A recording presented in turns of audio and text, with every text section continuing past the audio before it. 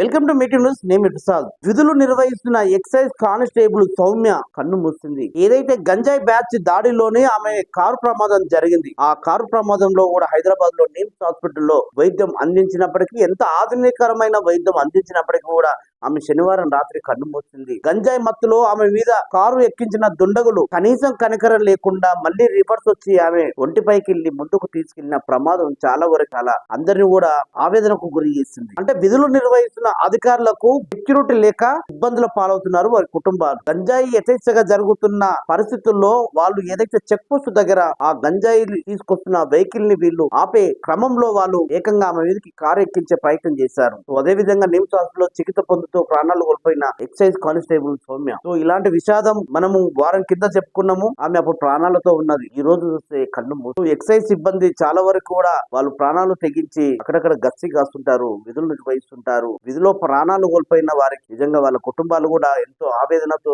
ఉంటారు. ఇలాంటి గంజాయి బ్యాచ్ ని ఎక్కడైనా మనం అరికట్టడానికి కూడా ఎన్ని సెక్షన్లు ఎన్ని చట్టాలు వచ్చినా కూడా ఎక్కడ కూడా వాళ్ళు కంట్రోల్ అవ్వట్లేదు. సమాజానికి ఎక్కడ పోతుంది, ఎక్కడ దారుతుంది. ముఖ్యంగా యువత చెడుదారి పట్టడానికి ముఖ్య కారణం డ్రగ్స్, గంజాయి, కొకైన్ ఇలాంటివి చాలా ఉన్నాయి. అలాంటి మాదక ద్రవ్యాలకు దూరంగా ఉండాలని మనం చాలాసార్లు కొన్ని సందర్భాల్లో కొన్ని అవేర్నెస్ కార్యక్రమాల్లో కూడా చాలా సార్లు చెప్పుకొస్తున్నాం. కొందరు అధికారులు కూడా చెప్పే ప్రయత్నాలు చేస్తున్నారు. అయినా కూడా అక్కడక్కడ జరుగుతారు. ముఖ్యంగా పిల్లల తల్లిదండ్రులని ఎప్పటికప్పుడు పిల్లలని గమనిస్తూ ఉండాలి. వాళ్ళ ఆలోచన విధానం మారుతూ ఉంటది. అలాంటప్పుడే వాళ్ళు పోలీస్ శాఖ వారికి కావచ్చు, ఎక్సైజ్ సిబ్బంది కావచ్చు, ఎవరైనా మనకు దాని నుంచి కొంచెం కౌన్సిలింగ్ ఇచ్చే డాక్టర్లు కూడా ఉంటారు. అలాంటి వాళ్ళకి మీరు ఏదైనా ఫిర్యాదు చేసినట్టయితే కొద్దిగా మన పిల్లలు మనం కాపాడుకునే అవకాశం ఉంటుంది. అట్లాగే ఎదుటి వారు ప్రాణాలు కాపాడుకోవడానికి ఒక సమయం ఉంటుంది. సో అందరూ కూడా ఇలాంటి ఆలోచన చేసి ప్రాణాలు